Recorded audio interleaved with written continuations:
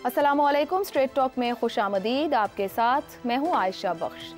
सुन्नी इत्तेहाद council को मखसूस नशिस्तें allot न करने के फैसले के खिलाफ दरख्वास्त पर पेशावर हाई कोर्ट ने हुक्म इम्तना पर महफूज फैसला सुनाया है। अदालत ने स्पीकर कौमी असम्बली को कल तक मेंबरान से हल्फ न लेने का हुक्म इम्तना जारी कर दिया है। साथ ही पेशावर हाई कोर्ट ने इलेक्शन कमीशन को नोटिस भी जारी किए हैं और इलेक्शन कमीशन को कल तक जवाब जमा करवाने की हिदायत कर दी है। अदालती हुक्मनामे में सवाल किया गया है कि क्या इस अदालत के पास फैसला मुअत्तल करने का इख्तियार है, क्या मखसूस नशिस्तों के लिए पेशावर हाई कोर्ट से रुजू किया जा सकता है। साथ ही पेशावर हाई कोर्ट ने अटॉर्नी जनरल और एडवोकेट जनरल को अदालती मुआवनत के लिए नोटिस भी जारी कर दिए हैं। सुन्नी इत्तेहाद काउंसिल की मखसूस नशिस्तें अलॉट न करने के फैसले के खिलाफ दरखास्त पर समाअत जस्टिस इश्तियाक इब्राहिम और जस्टिस शकील अहमद ने की। मखसूस नशिस्तों पर इलेक्शन कमीशन के फैसले पर मुल्क के बहुत से आईनी, कानूनी और सहाफती हलकों में तनकीद की जा रही थी। तनकीद करने वालों का कहना था कि इलेक्शन कमीशन ने मखसूस नशिस्तों पर सुन्नी इत्तेहाद काउंसिल को नशिस्तें ना देने का फैसला भले ही उस कानून के तहत किया हो कि सुन्नी इत्तेहाद काउंसिल ने इलेक्शन से पहले मखसूस नशिस्तों की लिस्ट ही नहीं दी थी, मगर इन मखसूस नशिस्तों को मुस्लिम लीग नून, पीपल्स पार्टी, MQM और JUI को देने का क्या जवाज था।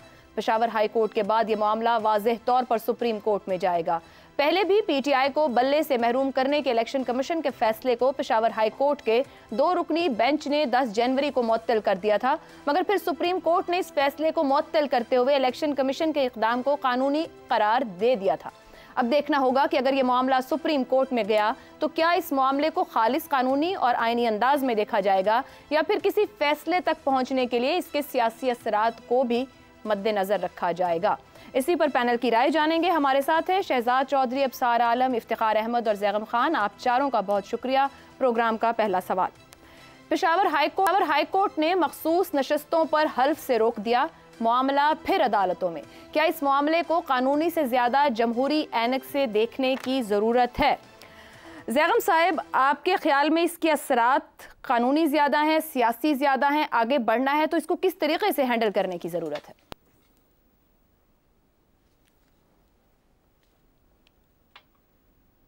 पाकिस्तान में सियासी मकासद के लिए आइन और कानून को इस्तेमाल किया जाता है, उसकी कान नाक को खींचा जाता है, और यही बात है जो इस वक्त भी हम देख रहे हैं कि एक पॉलिटिकल प्रोजेक्ट के लिए आइन को और कानून को स्ट्रेच किया जा रहा है। ये एक बात थी कि सुन्नी इत्तेहाद काउंसिल को सीटें उसकी ना दी जाएं, लेकिन इस बात का तो कोई आइनी, कोई कानूनी जवाज ही नहीं है कि वो सीटें उठाकर आप आगे दूसरी जमातों को बांट दें। इसकी तो कोई सिरे से लॉजिक ही नहीं। अब खुद जो इलेक्शन कमीशन ने फैसला लिखा उसमें भी एक मेंबर ने जो इख्तलाफी नोट लिखा है वो भी इसी बात पर लिखा है कि ये आप ये सीटें आगे दे कैसे सकते हैं, क्योंकि आइन बड़ा वाज़ेह तौर पर यह कहता है कि हर जमात को उसकी जीती हुई सीटों के तनासुब से रिजर्व सीटें मिलेंगी। अब इस तनासुब को बिगाड़ कर आप उसको एक्स्ट्रा सीटें कैसे दे सकते हैं? अब कौमी असम्बली को देखिए, जिस पर यह बात आ रही है कि 98 सीटें जीती PTI ने और वो सुन्नी इत्तेहाद काउंसिल के साथ मिल गए, 20 उनकी रिजर्व सीट्स बनती थी। अब ये 20 सीटें आपने कहा कि ये बांट दे बाकियों में, हुकूमती इत्तेहाद में। अब जब उनको मिलेंगी तो पूरे का पूरा पार्लियामेंट का एक हुलिया ही तब्दील हो जाता है कि उनके पास 2/3 अक्सरियत आ जाती है। देखिए, आइन जो है वो एक तरफ ये कहता है, जैसे मैंने आपसे अर्ज किया, कि हर जमात को उसकी जीती हुई सीटों के तनासुब से सीटें मिलेंगी। अब दूसरी तरफ कानून जो है, इलेक्शन एक्ट जो है, वो ये तकाजा करता है कि जमातों ने इलेक्शन लड़ते हुए, जो जमात भी इलेक्शन लड़ेगी वो रिजर्व सीटों की एक प्रायोरिटी लिस्ट जमा कराएगी, साथ में वो नॉमिनेशन फॉर्म भी जमा कराएगी उन लोगों के जिनको वो रिजर्व सीटों पे चाहते हैं कि वो मुंतखब हों। लेकिन यहाँ पे मसला ये है कि सुन्नी इत्तेहाद काउंसिल ने सिरे से इलेक्शन ही नहीं लड़ा। अब जो पार्लिमानी जमात है सुन्नी इत्तेहाद काउंसिल, वो वजूद में ही उस वक्त आई पार्लिमान में जब आज़ाद अरकान ने 98 आज़ाद अरकान ने उसको ज्वाइन किया। अब इस बारे में आइन क्या कहता है? आइन इस बारे में खामोश है। इसका भी तो कोई हल होना चाहिए था ना। वो पहले तो नॉमिनेशन दे ही नहीं सकते थे, पहले तो लिस्ट दे ही नहीं सकते थे, इलेक्शन लड़ ही नहीं रहे थे। लेकिन अब एक नई हकीकत वजूद में आ गई, एक पार्टी बन गई जो बहुत बड़ी पार्टी है, सबसे बड़ी पार्टी है, 98 उसमें मेंबर आ गए। तो अब आइन क्या कहता है? आइन में ऐसे खला मौजूद हो सकते हैं। अब एक इंटरप्रिटेशन ये भी हो सकती थी कि इलेक्शन कमीशन उसको किसी तरह से इंटरप्रेट करता, लेकिन उन्होंने कानून को लफ्जी तौर पे इंटरप्रेट किया। अब आईनी बहरान तो पैदा हो गया, ये बात भी सुप्रीम कोर्ट में जानी ही थी। लेकिन जो अगला इन्होंने कदम उठाया, ये तो इन्होंने कमाल ही कर दिया कि सीटें उठा के बांट दो। अब ये बात चली गई है, उठा लिया उसको पेशावर हाई कोर्ट ने। अब उसकी जुरिस्डिक्शन का भी मसला है। उन्होंने अपने सवाल में भी कहा है कि हमें देखना है क्या हमें इस बात का अख्तियार है या नहीं, क्योंकि ये कौमी मामला है और सुप्रीम कोर्ट मौजूद है। अब ये बात लाजमी जाएगी सुप्रीम कोर्ट में भी। लेकिन अगर आप खुद केपी की असेंबली को देख लें, देखिए केपी की असेंबली में जो 98 मेंबर हैं उनको कुछ नहीं मिलेगा। जो 19 मेंबर है, सिर्फ 19 सीटों वाले, उनको 30 सीटें मिलेंगी। ऐसे ही आप तसव्वुर कीजिए, 19 सीटें जो लेकर आए हैं उनको रिजर्व्ड 30 सीटें मिलेंगी। वो कहते हैं by one get one free, वो बाय वन गेट 1.5 फ्री है। एक एक मेंबर को 1.5 मेंबर साथ में मिलेंगे। ठीक, ये होता है जब आप खिलवाड़ करते हैं। तो मेरे ख्याल में ये फौरी तौर पर इसको आईनी तौर पर सुप्रीम कोर्ट में हल होना चाहिए। पाकिस्तान की सियासत भी तभी ठीक चल सकती है जब आइन के मुताबिक चले और आइन और कानून के साथ खिलवाड़ ना किया जाए प्रोजेक्ट्स की खातिर। ठीक, अब मेरे ख्याल से जैब साहब वो 82 हैं जिन्होंने कौमी असेंबली में सुन्नी इत्तेहाद काउंसिल को ज्वाइन किया है। अब सर साहब मैं आपकी जानिब आऊँ तो आपकी राय में ये मामला जिस तरह आगे बढ़ रहा है, 13 जनवरी के फैसले के सियासी असरात कहेंगे, और क्या ये मामला कानूनी से ज्यादा वाकई सियासी है या कानूनी ही है? देखिए, अगर आपने सवाल में ऐनक का इस्तेमाल किया है तो अगर ऐनक के बगैर देखें तो फिर तो ये कोई मसला नहीं है। लेकिन अगर ऐनक हम भी लगा लें, जैसे आपने लगाई हुई है आज, और इफ्तिखार साहब भी लगाते हैं, उन्होंने भी शुरू कर दी है, अब तो उनको भी फीडबैक अच्छा आया होगा, तो ज़ाहिर उन्होंने भी शुरू की है। तो फिर मैं से ये समझता हूँ कि फिर कानून की तो ज़रूरत ही नहीं है। पीटीआई की बात हो रही है भाई, पीटीआई जो मर्ज़ी कर ले, जो मर्ज़ी ना करे, वह कानून नहीं वहाँ पे नाफिज होना चाहिए। अच्छा। देखिए, जो घर में लाडला बच्चा होता है ना, उसके लिए सख्त बाप भी कवानीन को बदल देता है या साइड में रख देता है। तो मैं ये समझता हूँ कि ये वैसी ज़्यादती है पीटीआई के साथ कि वहाँ आप कानून की बात करते क्यों हैं भाई? वो कहते हैं फाइलों का पेट भरें या ना भरें, क्या फ़र्क पड़ता है? उनको तो छोड़ देना चाहिए। वो स्याह करें, सफ़ेद करें, वो अपने इलेक्शन ना करवाएं, बार बार कहने पे ना करवाएं, फिर करवाएं तो एक लेपापोती वाले करवाएं, उनसे बल्ले का निशान ले लिया जाए तो उनसे जुल्म है। तो मेरा ये ख्याल है कि पहले ये तय करना पड़ेगा कि पीटीआई पे कोई कानून लगता है कि नहीं लगता, और क्या पीटीआई जमहूरी रवैये और जमहूरी रवायात को अपनाना चाहती है अपने और दूसरों के केस पे कि नहीं। फिर आप उनके हक के लिए रोज़ाना लड़ा करें, जैसे माशाल्लाह आप सब लड़ते भी हैं तो लड़ें, वरना जब वो ही नहीं, चोर नाल पंड काली, वो चाहते नहीं है कानून पे अमल करना, वो जमहूरी रास्ते पे चलना नहीं चाहते।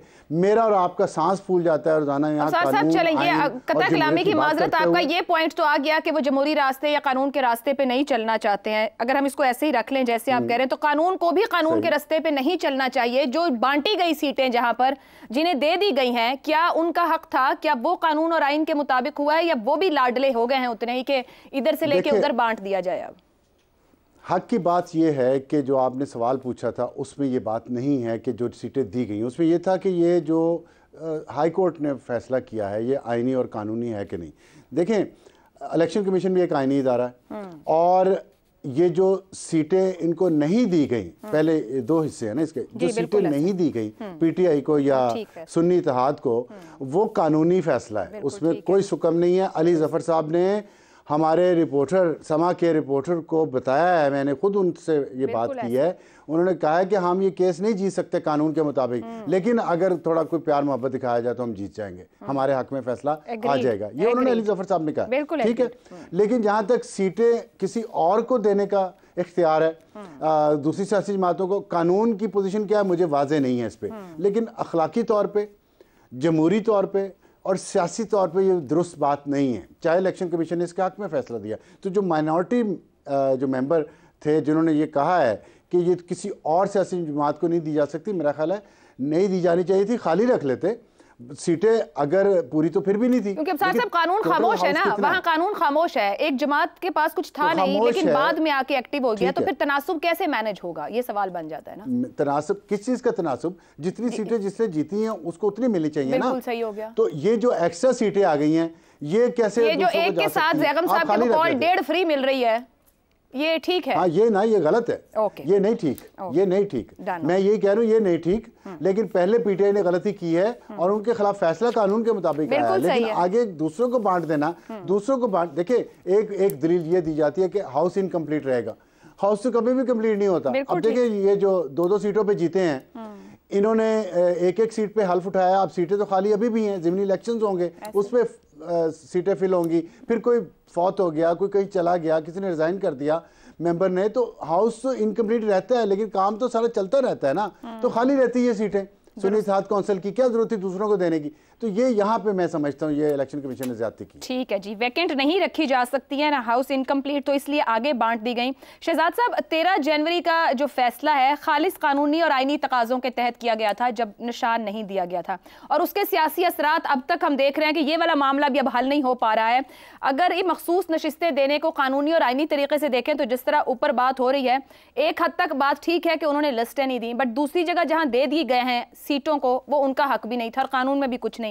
आपके ख्याल में इसके भी सियासी असरात होंगे या किसी नजरिए के तहत इसका कोई हल मौजूद है?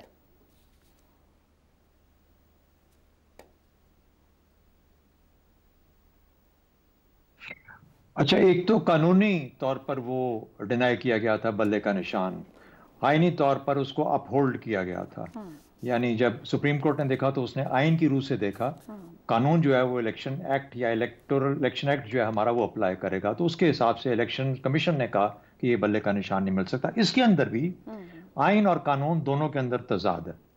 आइन आर्टिकल 51 ऑफ द कॉन्स्टिट्यूशन कुछ और कहता है, उसका मतलब कुछ और लिया जा सकता है या लिया जाता है, और जो कि कानून है इलेक्शन एक्ट का या जो इलेक्शन एक्ट रूल्स हैं उसके मुताबिक मामला तो और हैं। तो इस वजह से ये मसाइल खड़े हुए। उससे बढ़ के जो इलेक्शन एक्ट है वो बेसिकली एक प्रोसीजरल इशू को पॉइंट बना के तो उन्होंने डिनाई किया है इनको, इनकी मखसूस सीटें पीटीआई की।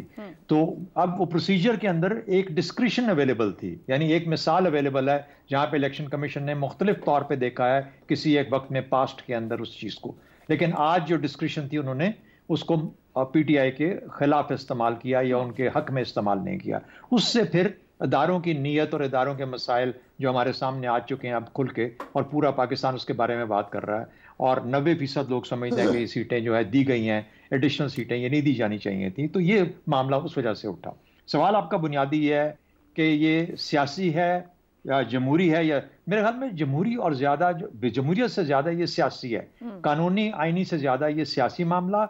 और क्योंकि सियासत की बुनियाद जो है वो इखलाक पे होती है, तो इखलाकी और सियासी मामला ज्यादा बड़ा बनता है। जमहूरियत तो कदर का नाम है, अगर हम इखलाकी और सियासी तौर पर मौजूद होंगे या बेहतर होंगे, ठीक होंगे, तो हमारी फिर जमहूरी कदरें भी बेहतर तौर पे उभर के सामने आएंगी। तो ये दोनों चीजें जो हैं उस वजह से, आपने सियासत का पूछा, तो सियासत इस वजह से मार खाती है, इस वजह से सफर करती है कि वो इखलाकी तौर पर गलत काम कर रही है, और इस वजह से उसकी सियासी साख मजरू होती है।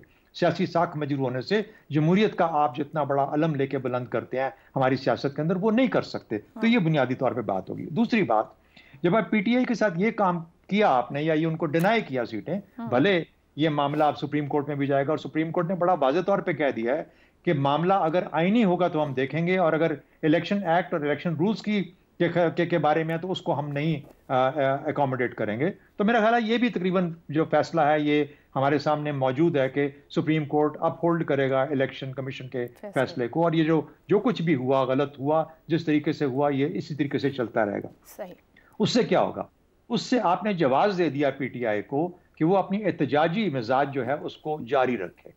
यानी आपने एक डिनाइल का जो सिलसिला किया, जो 90% पाकिस्तान के लोग समझ बोझ वाले और सोच जो कानूनी मामलात में नजर रखते हैं, वो कहते हैं कि नहीं, इनका हक इनसे छीना गया। अगर आप दे भी देते तो आपके इलेक्शन एक्ट पे कोई या इलेक्शन रिजल्ट पे, नताइज पे फर्क नहीं पड़ना था, लेकिन आपने एक और उनके हाथ में दे दिया। अब इसका क्या होगा कि जो सियासत है वो उसी तरीके से बिगड़ी और बिखरी रहेगी जो कि आप नहीं चाहते थे, क्योंकि आप कुछ मकासद हासिल करना चाहते हैं। यानी हमसे मुराद, मकासद से मुराद ये है कि वो मकासद जो कि इदारे वो लोग जो कि मुक्तदरा हैं, वो लोग जो कि सियासत के अंदर लीडरशिप रोल्स के अंदर हैं, वो लोग जो कि पार्लियामेंट में बैठे हैं, पाकिस्तान को एक मकाम पे ले जाना चाहते हैं। तो उसको उस मकाम पे ले जाने के लिए अगर आप थोड़ा सा अपना एक फ्लेक्सिबिलिटी दिखाते हैं तो शायद कुछ ना कुछ तरीके से आप पीटीआई को, जिसे कहते हैं कि किसी उसके जख्मों पे मरहम हल्की सी रख सकते थे। अब क्या है, जो अगर आपके इदारे जो हैं अगर वो आज कटहरे में खड़े हैं तो वो तो कटहरे में खड़े हैं, आज सियासत भी जाके उनके साथ कटहरे में खड़ी हो गई और उस वजह से वो जो एक बॉल इन देयर कोर्ट था उन्होंने अपने ही कोर्ट में रखा, वो पीटीआई के पास वापस कोर्ट में नहीं भेजा कि अच्छा हमने तो अच्छा कर दिया, अब तुम इसके बदले में इस मुल्क, इस कौम, इस निज़ाम के साथ क्या अच्छाई कर सकते हो। तो फेल हो गया मेरे ख्याल में सिस्टम ये सब कुछ प्रोवाइड करने में या अपना एक रास्ता सुलझाने में। ठीक हो गया, ठीक हो गया। इफ्तिखार साहब, ये जो नशिस्तें नहीं दी गई कानूनी जवाज के साथ इलेक्शन कमीशन की तरफ से, दूसरी सियासी जमातों को दे दी गई, तो वहाँ इलेक्शन कमीशन का इख्तियार कह लेते हैं कि आगे कुछ हल मौजूद नहीं था, कैसे करना है उन्होंने कहा जी खाली नहीं रखा जा सकता। क्या इलेक्शन कमीशन इस मामले में हद से ज़्यादा तासुब का मुजाहरा तो नहीं कर रहा उस जमात के साथ जो खुद इलेक्शन कमीशन के मुस्ताफ़ी होने और इस्तीफ़े का मुस्तकिल मुतालबा कर रही है? मेरा ख्याल है कि ये जो SIC नाम की एक जमात है जी जी पार्लियामेंट में, उसको पेशावर हाई कोर्ट जाने की बजाय पार्लियामेंट में ये मुतालबा करना चाहिए था और कानून साजी अपनी तरफ से पेश कर देनी चाहिए थी कि ये जो इलेक्शन एक्ट है उसकी इस क्लॉज को हम नहीं मानते और इसमें तरमीम की जाए। ये बहुत बेहतर जमहूरी रवैया होता। बहुत अच्छी बात किया। अब अदालतों में जाके फिर तासर जहाँ ये मिल रहा है कि जो मुक़तदरा ने कोई इनको एक प्लान दे रखा है वो नाकाम हो जाएगा, तो मैं तो समझता हूँ इनमें से काफ़ी लोग उन्हीं के साथ खेल रहे हैं। यानी जो कुछ भी खैबर पख्तूनख्वा में पिछले 1-2 हफ्ते में हुआ उस पर हमारी नज़र नहीं जा रही। वहाँ के चीफ मिनिस्टर कहता है कि मैं तो प्राइम मिनिस्टर के हलफ में नहीं आऊँगा, ये चोरी से लिया हुआ मैंडेट है। आज भी वो नहीं गया हलफ बर्दारी की तकरीब में। जो एक औरत MPA के साथ हुआ, जो एक खातून MPA के साथ उस पार्लियामेंट में हुआ, मैंने न सुना था, न देखा था, ना मैंने जाना था। तो वो किस इखलाकी बाला तरी की बात कर सकते हैं? पहले वो ये तो सोचें वो करना क्या चाहते हैं। और पिछले 2-2.5 हफ्ते में उनके तमाम बयानात, उनकी तमाम कोशिशें हंगामे की तरफ हैं। पिछला हफ्ता जो गुजरा हंगामा उन्होंने करने की कोशिश की, नहीं बात बनी, अब इतवार कर दिया हुआ है और फिर आगे लॉन्ग मार्च तक की भी बातें जाए, लॉन्ग मार्च करें। मैं यही तो आपको बताना चाहता हूँ, मुझे अगर इजाज़त दी जाए और मुझे रोका ना जाए, कि वो संजीदा नहीं हैं जमहूरी अमल के हवाले से। ना वो उस वक़्त जमहूरी अमल के हवाले से संजीदा थे जब वो पार्लियामेंट से उठ के चले गए थे इस्तीफ़े दे के, और फिर जाके बहस करते रहे स्पीकर से कि हमारे इस्तीफ़े तो मंजूर नहीं कर सकते। फिर अदालतों में भी गए, फिर 2 असम्बलियाँ तुड़वा दी। उस वक़्त पार्लियामेंट से निकल के जाना और 2 असम्बलियाँ तुड़वाने को अगर कुछ लोग जमहूरी रवैया समझते हैं तो मैं कोई तबसा नहीं करता इस पर। जमहूरी रवैया तो यही है कि जी कल जाएँ, ये जो आपने 82 का है, 82 लोग दस्तखत करें और अपना बिल पेश कर दें। इफ्तिखार साहब, एक सवाल है मेरा आपसे। आपने कहा ना जमहूरी रवैये हैं ना अमल है, ऊपर अबसार साहब ने भी एक बात की कि लाडलेपन का मुजाहरा है और एहतजाज के जवाब पे हम बात जाती है। मेरा आपसे सवाल ये है कि अगर ना रवैये जमहूरी हैं ना अमल जमहूरी हैं, बट ये एक माइंडसेट या एक अप्रोच या एक मैंडेट वाले लोग तो हैं, हुकूमत या रियासत को कैसे टैकल करना चाहिए? क्या फैसिलिटेट करके या सख्ती से? इनको हैंडल भी तो करना है ना कहीं ना कहीं, कैसे हैंडल होना है? बिल्कुल, पार्लियामेंट में इनको खुली छुट्टी होनी चाहिए। ये जो भी करारदाद पेश करना चाहते हैं, बिल पेश करना चाहते हैं, तरमीम पेश करना चाहते हैं। बट आप खुद कह रहे हैं ना रवैये हैं ना अमल जमहूरी हैं, तो फिर क्या? नहीं, ये तो हकीकत है ना, मैंने इससे आप डिनाई तो नहीं कर सकते। लेकिन मैं तो फिर इस पार्लियामेंट को बचाने की खातिर कोशिश करूँगा। और ये असूली बात ठीक है कि हमें जमहूरी आने से देखने की ज़रूरत है। ये जो तकसीम की गई, मैं इसका हामी नहीं हूँ, उसकी एक वजह है। इस तकसीम से किसी को भी कोई ऐसा फ़ायदा नहीं हुआ कि अददी ताकत उनकी बदल जाए किसी भी असेंबली में। तो ये गुनाह बिल लज़्ज़त क्यों किया गया? तो मैंने एक फ़िक्रा पहले कहा कि मुक़्तदरा दोनों तरफ गालिबन मौजूद है और खेलने में। मैं तो सिर्फ एक छोटी सी गुजारिश ही कर सकता हूँ as a citizen of Pakistan के, देखें फोरम जो है वो अदालतें नहीं हैं। बिल्कुल खुदा के लिए अदालतों से बाहर निकल आए, आप फोरम पे जाएं, फोरम पे जाएं। उनके पास फोरम है, कौमी असेंबली में कम लोग तो नहीं है। नहीं बट आप भी तो दो बातें कर रहे हैं ना, आप कह रहे हैं जाए वहां पर उनके रवैये और मिजाज ये हैं, आप इकट्ठा कैसे करना है? ना रवैये मिजाज के बारे में अगर मैं गलत कह रहा हूँ तो आप मेरे पे तनकीद करें कि इफ्तिखार साहब आप गलत बयानी से काम मत लें। उनका रवैया बहुत अच्छा है, वो रवैयों के ऐसी उनका रवैया कोई नहीं जो आप जिसके इंसान देखे। उन्होंने किसी औरत को फ्लोर ऑफ द हाउस पे कुछ नहीं कहा। उन्होंने दो मुतजाद बातें कर रहे हैं। मैं नहीं कर रहा, मैं हकाइक की बात कर रहा हूँ, मैं ग्राउंड रियलिटीज की बात कर रहा हूँ। और उसके साथ मैं ये कह रहा हूँ कि ये तकसीम नहीं करनी चाहिए थी, बंदरबान नहीं करनी चाहिए थी, क्योंकि इसका फायदा कोई नहीं है, कोई फायदा नहीं है। कोई किसी सूबाई असेंबली में या कुछ कौमी असेंबली में इस किस्म की हरकत करने से कोई फायदा नहीं होगा। उनको ये क्या नाम है जमात का, सुन्नी इत्तेहाद काउंसिल को कहीं इक़्तिदार नहीं मिल जाएगा। दुरुस्त हो गया। तो प्लीज इसको हम इस तरीके से देखें। I am a democrat, I will go for democratic institution, democratic process and democratic रवैयों के ऊपर मैं जाऊंगा। दुरुस्त हो गया। अबसार साहब, इफ्तिखार साहब ने एक बात की है बड़ी अच्छी, मेरा ख्याल है कि इस पे सोचना चाहिए सबको। उन्होंने जो कहा है ना कि ये पार्लियामेंट में उनको लेके जाना चाहिए था। देखिए सियासतदान हमेशा ये गलती करते हैं, और हम पिछले 2-3 साल में जो चल रहा है माहौल उसमें हम देख चुके हैं कि हर चीज़ कोर्ट पे लेके जाते हैं, वहाँ से जिसके ख़िलाफ़ फैसला आता है वो अदालतों पे चढ़ाई कर देता है। अब अगर ये पार्लियामेंट में लेके जाते तो ज़्यादा मुनासिब होता। अब आप अज्यूम करें कि कल को या किसी दिन स्पीकर कौमी असम्बली वो उनसे हल्फ ले लेते हैं, उन नए मेंबरान से, वो कहते हैं मैं हाई कोर्ट का फैसला नहीं मानता। High court speaker national assembly को कैसे ऑर्डर कर सकती है एक सूबे की हाई कोर्ट? कल को बलोचिस्तान हाई कोर्ट या सिंध हाई कोर्ट कोई और ऑर्डर जारी कर दे स्पीकर कौमी असम्बली को, तो पार्लियामेंट तो सॉवरन है, तो सॉवरन को कोर्ट कैसे ऑर्डर जारी कर सकती है, और वो भी एक हाई कोर्ट? तो चलें और कि ये इनका आप हल्फ ना लें। तो कल अगर पार्लियामेंट ने ये हल्फ उठा लिया तो फिर एक नई लड़ाई शुरू हो जाएगी स्पीकर और हाई कोर्ट के दरमियान। तो ये मुनासिब है सियासी जमातों के लिए। एक मिनट मुझे भी दें, देखिए कि वो अपने मामला पार्लियामेंट में रखें। हाँ, बहुत खौफनाक बात ये भी कर रहा है कि अगर हल्फ उठा लिया तो एक नई बात शुरू हो जाएगी। इसलिए तो कोई मामला हल नहीं ना हो पा रहा, मामला सियासियां उठा के दूसरे फोरम्स पे लेके जा रहे हैं मुस्तकिल। शहजाद साहब ने और बहुत खुल के बात की कि जो लकुना है वो है आइन के, आइनी और कानूनी नोयत का। तो इसका हल बेहतरीन है कि जाएं और एक्सपोज कर दें बाकी जमातों को। देखें हम गए थे फ्लोर ऑफ द हाउस पर लेके, किसी ने हमारी सुनी नहीं। दुरुस्त हो गया, दुरुस्त हो गया। जी शहजाद साहब,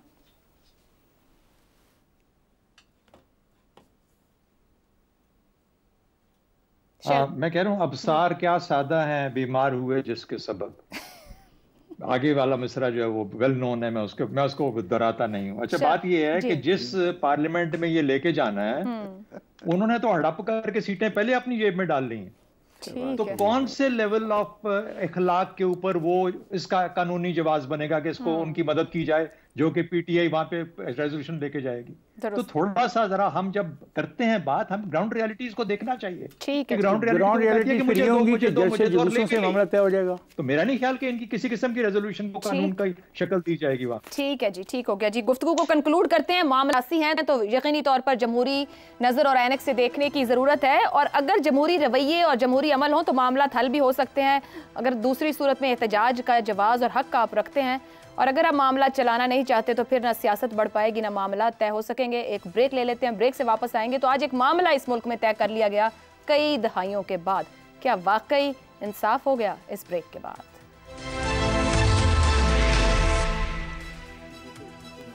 प्रोग्राम में एक बार फिर खुशामदीद। चीफ जस्टिस पाकिस्तान जस्टिस काजी फायज ईसा ने साबिक वजीर आजम पाकिस्तान जुल्फिकार अली भुट्टो के अदालती कत्ल से मुताल्लिक सदारती रेफरेंस पर सुप्रीम कोर्ट की राय दे दी। चीफ जस्टिस पाकिस्तान काजी फायज ईसा की सरबराही में 9 रुकनी लार्जर बेंच ने भुट्टो सदारती रेफरेंस से मुताल्लिक दायर दरख्वास्त की समाअत की। चीफ जस्टिस पाकिस्तान ने भुट्टो सदारती रेफरेंस पर राय देते हुए कहा कि सुप्रीम कोर्ट की राय इस मामले पर मुत्तफिक है। हम जजेस पाबंद हैं कि कानून के मुताबिक फैसला करें। चीफ जस्टिस पाकिस्तान का कहना था कि जब तक गलतियां तस्लीम ना करें खुद को दुरुस्त नहीं कर सकते। भुट्टो के ट्रायल में बुनियादी हक पर अमल नहीं किया गया। रेफरेंस में 5 सवालात उठाए गए थे। सुप्रीम कोर्ट ने इन सवालात के जवाबात इस तरह दिए। पहला सवाल यह था कि क्या ट्रायल आइन के बुनियादी इंसानी हुकूक के मुताबिक था। राय यह है कि जुल्फिकार भुट्टो को फेयर ट्रायल का मौका नहीं मिला, ना ही ट्रायल आइन और कानून के मुताबिक हुआ। दूसरा सवाल यह था कि क्या फैसला अदालती नज़ीर हो सकता है। राय यह है कि पूछा गया दूसरा सवाल वाज़ेह नहीं, इसलिए राय नहीं दे सकते। दूसरे सवाल में कानूनी सवाल नहीं उठाया गया। तीसरा सवाल ये था कि क्या फैसला जानिबदाराना नहीं था। राय यह है कि आईनी तकाजे पूरे किए बगैर जुल्फिकार भुट्टो को सजा दी गई।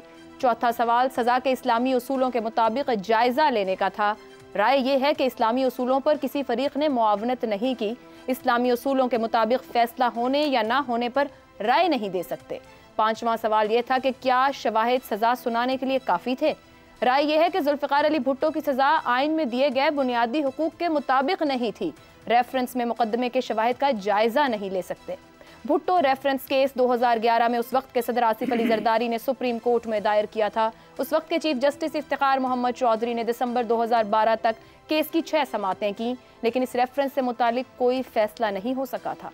आज इस रेफरेंस पर सुप्रीम कोर्ट की राय का पीपल्स पार्टी के रहनुमाओं के साथ साथ कई आईनी माहिरीन ने भी खैर मकदम किया है। अगरचे सुप्रीम कोर्ट ने अपनी राय में करार दिया है कि भुट्टो ट्रायल में आईनी और कानूनी तकाजे पूरे नहीं किए गए, मगर इस राय के बावजूद क्या ये सवाल पाकिस्तानी सियासत, अदालती और कानूनी निज़ाम से बार बार ये नहीं पूछेगा कि क्या भुट्टो को 45 साल बाद भी इंसाफ मिला या नहीं। इसी मामले पर पैनल की राय आपके सामने रखेंगे। सवाल इस तरह से, भुट्टो ट्रायल में कानूनी और आईनी तकाजे पूरे नहीं किए गए, सुप्रीम कोर्ट की राय, क्या भुट्टो को 45 साल बाद इंसाफ मिल गया। इफ्तिखार साहब, भुट्टो को ये इंसाफ तो मिल गया कि ही वॉज इनोसेंट, और ये बहुत बड़ी बात है। और मैं समझता हूँ कि इसकी ज़रूरत थी। जुल्फ़िकार अली भुट्टो के मुखालिफिन उन पे बहुत ज़्यादा इल्ज़ाम लगाते हैं। वो इस मुल्क को तोड़ने का इल्ज़ाम भी उन पे लगाते हैं।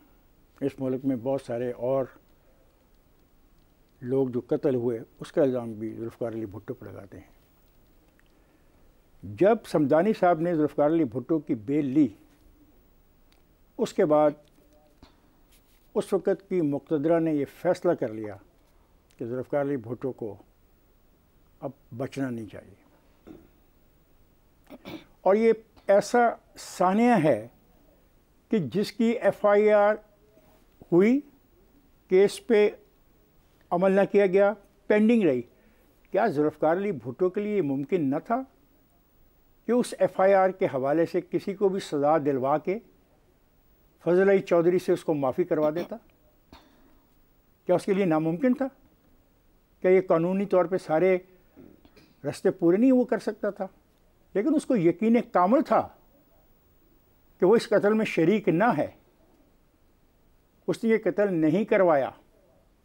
उसका इख्तलाफ था उस मेंबर कौमी असम्बली से, और उस इख्तलाफ के बारे में उसने चीफ विप शेख रशीद साहब से कहा भी था कि देखें इसका जो रवैया है, इसको कहें अपने रवैये को पार्लियामेंट में बेहतर करें। अगर ये बात मैं आपको बताऊं आज कि कौमी असम्बली की जो लाइब्रेरी है उसमें से अगर तकारीर उठा के देख ली जाएँ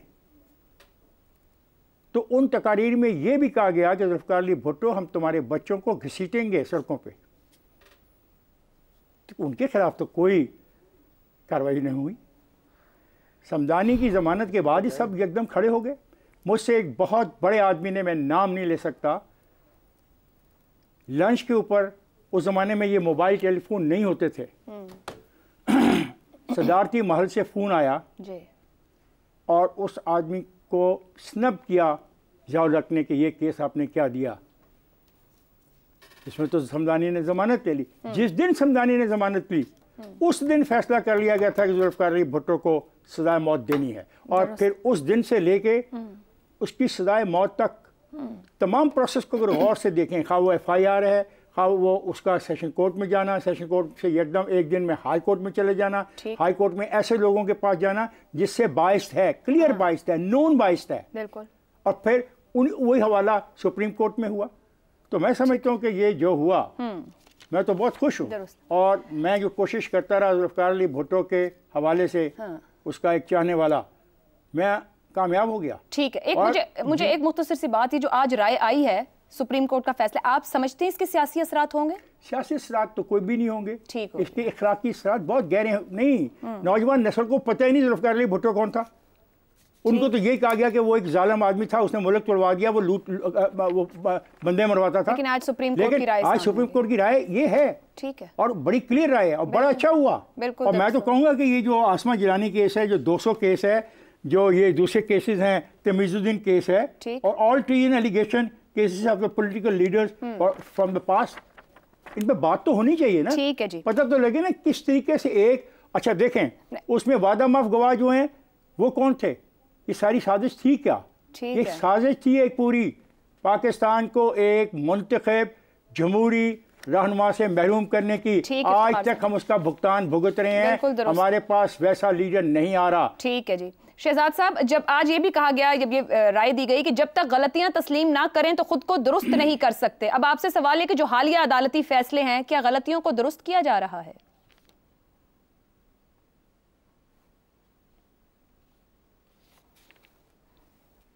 देखिए, एक तो जुल्फिकार अली भुट्टो साहब के जब दौरे हुकूमत था तो मैं उस वक्त ग्रेजुएशन मेरी हुई थी फ्रॉम PF एकेडमी, एयरफोर्स की एकेडमी से, तो मेरे जो पिन किया गया यहाँ पे जो बैज मेरी, वो चौधरी फजल अलाई ने किया था। तो इसलिए मेरा एक ज़ाती एक ताल्लुक है।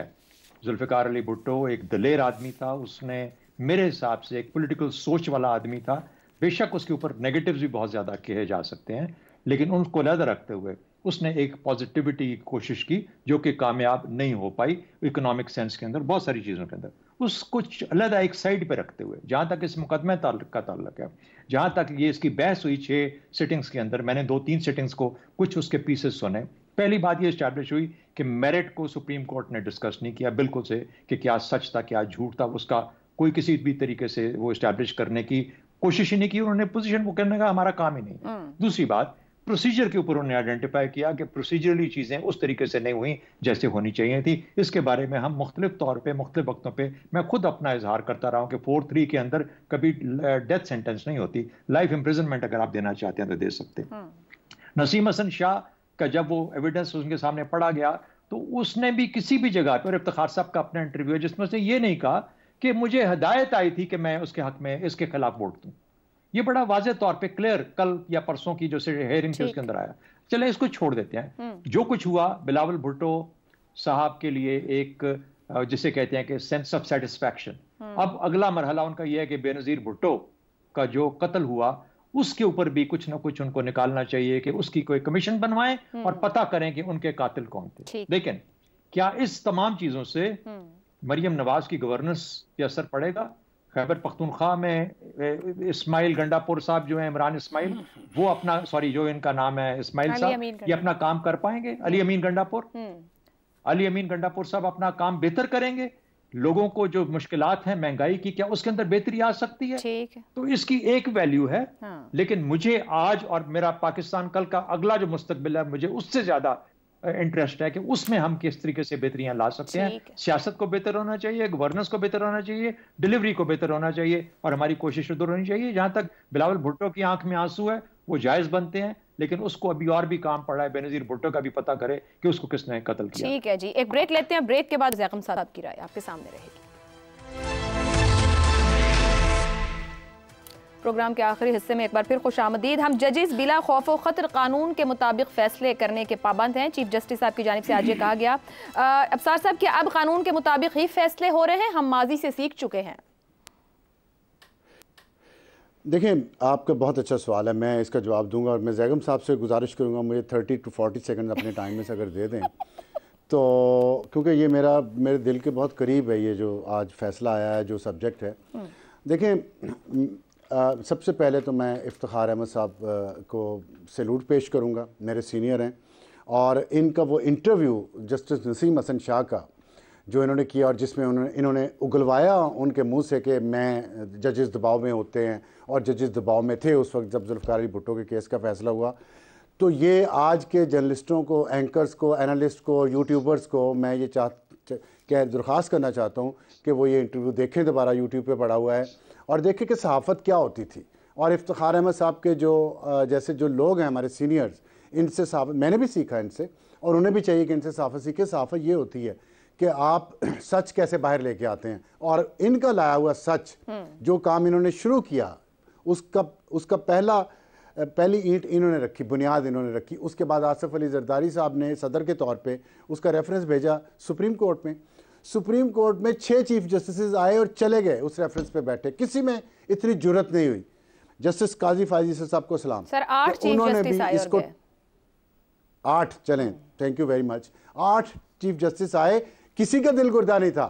देखें ना आप, ये मैंने मीडिया का 4 पिलर्स हैं, मीडिया का मैंने आपको बता दिया, जुडिशरी का ये हाल है, और अभी आके जस्टिस काजी फायजी साहब ने ये किया और उन्होंने बहुत अच्छा किया। तारीख में इफ्तिखार साहब का भी नाम जाएगा, काजी फायजी साहब का भी जाएगा, आसिफ अली जरदारी का भी जाएगा कि उन्होंने एक जो गलत हुआ था उसको आंडू करवाया। आंडू ज़ाहिर वापस तो ज़िंदगी नहीं आ सकती, लेकिन तारीख में एक चीज़ चली जाएगी। उसके बाद है एग्जेक्टिव।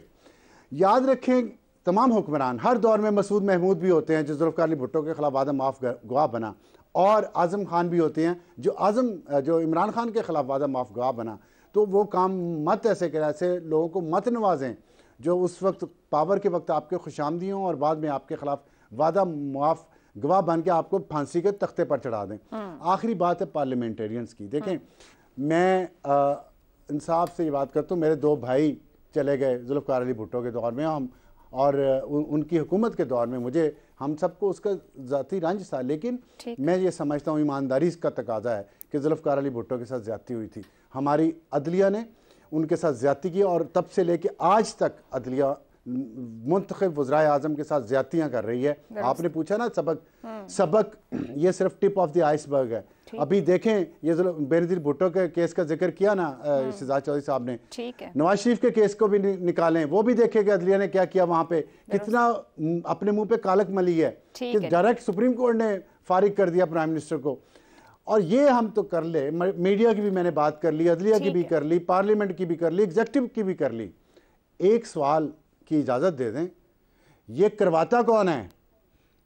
सबक तो हासिल करेंगे जुडिशरी वाले जिन्होंने करवाया। आज करवाता कोई भी हो, अगर कोई ना करने वाला हो तो फिर कुछ हो नहीं सकता है। इसकी बहुत सी मिसालें हैं। आगे बढ़ने दें, मुझे जयराम साहब को शामिल करने दें। भुट्टो ट्रायल, सर देखें, ये खड़े होना पड़ेगा, अपना अपना स्टैंड लेना पड़ेगा हर वक्त। एक ही बात, और भाई दूसरी तरफ को बिल्कुल कहें भी ना, हम नहीं बिल्कुल कहें, मैं ये नहीं कह रही नहीं कहें, मगर अपने अंदर की कमजोरियों पर भी बात करनी चाहिए। अब सार साहब, मैं ये नहीं कह रही नहीं कहें, बिल्कुल कहना चाहिए, मत मारो, मगर नहीं बिल्कुल कहें सर, नाम ले, जो कहना कहें, बिल्कुल कहें सोचने तो दें, अपनी कमजोरी तो सही, वो भी सबक हासिल करें। एक की कमजोरी ही दूसरे की ताकत बनती है। आज़म के खिलाफ पजामे का जिक्र, वो भी एक की कमजोरी ही दूसरे की ताकत बनती है। जयराम साहब, आपकी तरफ आऊंगी। भुट्टो ट्रायल इंसाफ के निजाम पर सियाह धब्बा रहा, 45 साल बीते, अभी बात हुई 2011 से अब तक 8 चीफ जस्टिस साहब आए और गए।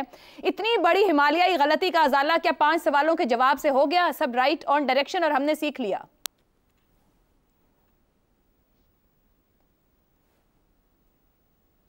मैं ये समझता हूं कि आज बहुत बड़ा काम किया है इस अदालत ने, और मैं ये समझता हूं कि आज उन्होंने ट्रूथ एंड रिकंसिलिएशन का जो पहला स्टेप होता है उसकी तरफ कदम उठाया है। इसलिए कि ये प्रोसेस ट्रूथ से शुरू होता है, सच मानने से शुरू होता है, और सच मानने का मतलब होता है कि अपनी गलती को तस्लीम किया जाए। एक इदारे ने, कम से कम एक इदारे ने तो किया ना। अबसार साहब बिल्कुल ठीक कह रहे हैं, दूसरे इदारों का भी काम है वो भी अपनी हिमालयाई गलतियां तस्लीम करें। एक इदारे ने बहुत बड़े गुनाह को तस्लीम कर लिया, ये मामूली बात नहीं थी। एक ऐसा इदारा, और पाकिस्तान में किसी इदारे ने कभी माफ़ी नहीं मांगी, कभी गलती तस्लीम नहीं की। उन्होंने अपनी गलती को तस्लीम किया, मिसकैरेज ऑफ जस्टिस को तस्लीम किया। 45 साल ज़रूर लग गए, भुट्टो को तो ज़िंदगी नहीं मिलेगी, लेकिन अलामती तौर पर वो सुरखरू हो गया, वो बेगुनाह करार ठहरा। अदालत की मजबूरी ये थी कि उससे जो रेफरेंस भेजा गया था वो एडवाइजरी जुरिस्डिक्शन में था, उससे कुछ कानूनी सवालों के जवाब सदर पाकिस्तान ने मांगे थे, ये अपील नहीं थी, अपील हो ही नहीं सकती थी। और अदालत ने यह तस्लीम किया कि जुल्फ़िकार अली भुट्टो को पाकिस्तान की अदालतों ने फेयर ट्रायल नहीं दिया, ड्यू प्रोसेस को फॉलो नहीं किया। अदालती नज़ीर की बात उन्होंने जवाब नहीं दी, लेकिन हम सबको जवाब मालूम है कि इस केस को केस लॉ में कहीं भी इस्तेमाल नहीं किया जाता, अदालती नज़ीर के तौर पर इस्तेमाल नहीं किया जाता। इस केस में कोई डायरेक्ट एविडेंस नहीं थी, बराह रास्त शहादत नहीं थी, अप्रूवर वादा माफ गवाहों की बुनियाद पर सजा दी गई, जबकि पाकिस्तान के कानून में सजा नहीं दी जा सकती। बेंच में डिवीजन थी 4-5 की, जब ऐसी डिवीजन हो तब सजा नहीं दी जा सकती, फिर भी सजा दे दी गई। एक जो फर्क आया, देखिए 45 साल पहले जब जुल्फकार अली भुट्टो को फांसी पर चढ़ाया गया था तो वो पीपल्स पार्टी का लीडर था, आज वो कौमी हीरो बन चुका है। ठीक है, सब पार्टियां उसको हीरो मानती हैं। मैं थोड़ा सा इफ्तिखार साहब से इस पे इख्तलाफ कर रहा हूँ, आज जमात इस्लामी हो, मुस्लिम लीग हो या पीटीआई, सबके नजदीक वो हीरो है, एक हीरो सुरखरू हुआ। ठीक है जी, शहजाद मुख्तसरन कहिए। एक बात कर सकता हूँ? हाँ, मैं पता नहीं वो एयर पे जाएगा या नहीं, लेकिन फिर बाद में कभी मौका नहीं मिलेगा। खान अब्दुल वली खान ने ज़ियाउल हक को बोला, जब ये भी मुकदमा चल रहा था, उसने कहा कि कब्र एक है, बंदे दो हैं, डिसाइड आप कर लें। यानी मतलब ये था कि किसने उस कब्र में जाना। ठीक है जी, ये भी एक सियासतदान का ही अमल था। बिल्कुल दुरुस्त हो गया। देखना यह है कि इससे कितना जाता है आने वाले दिनों में, इसके असरात क्या रहेंगे। आज के प्रोग्राम से इतना ही, इजाजत दीजिए, अल्लाह हाफ़िज़।